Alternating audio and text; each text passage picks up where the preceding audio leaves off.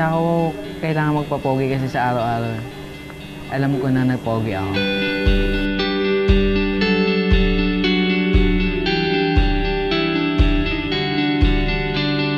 Actually, this is reality eh. Reality face, reality, what you call this? Human body. Reality almost over of me. I don't buy some products that can change my hair, change my face, change my teeth, changing in my life.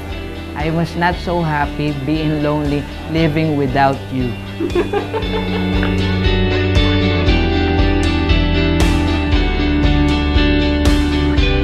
Natatawa ako kapag bumaharap ako sa salamin. I was shocked.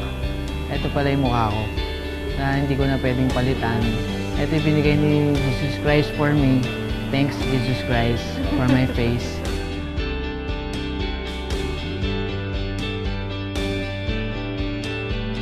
Para kasi kung si Johnny Depp, yung kahit di ako mag-toothbrush or maligo, take a bath, something else, or mag-nail cutter, okay lang. Kasi ganito talaga yung itsura ko. Talagang dami nagkakakla sa akin, sobra.